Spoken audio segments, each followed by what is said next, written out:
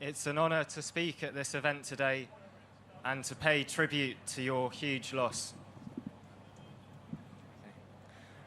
2.5 years ago, I was doing research at the UK National Archives when I stumbled across a shocking series of letters involving Prime Minister Margaret Thatcher, which revealed that an SAS officer, a British military officer, had been sent to Amritsar just months before the massacre at the Sri Harminder Sahib, and that Britain had given military advice about how to evict Sikhs from their holiest site.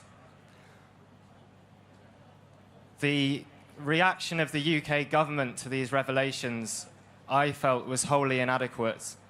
They held a short inquiry that was essentially a whitewash, and they refused to release any more documents about what had gone on and how involved Britain had been in collaborating with Indira Gandhi. Since then, I've been helping the Sikh Federation look for more evidence and try to help uncover the full truth about the extent of British involvement in one of the most tragic periods of Sikh history. So far, I've found dozens of files that have been heavily censored, and many more documents that the Foreign Office are refusing to hand over to the National Archives. There is an ongoing cover-up. There is also a deeper institutional problem in that documents relating to the British intelligence services and special forces are never normally declassified unless there is a public inquiry.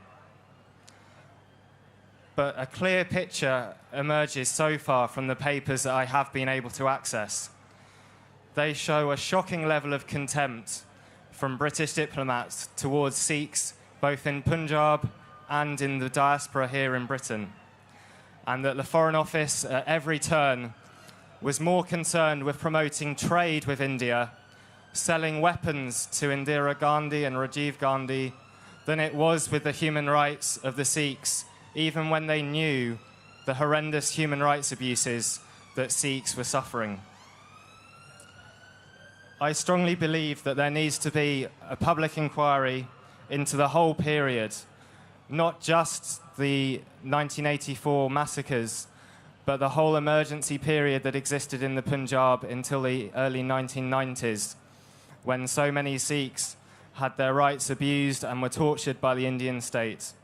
We need a full public inquiry to see how involved the British intelligence and special forces were in training and advising the Indian state on all those abuses. And although the odds sometimes feel overwhelming, I draw inspiration from other truth and justice campaigns, from the Hillsborough campaign, from the Orgrave campaign, and from Bloody Sunday, to name just a few. I wish you all the best in your struggle for justice.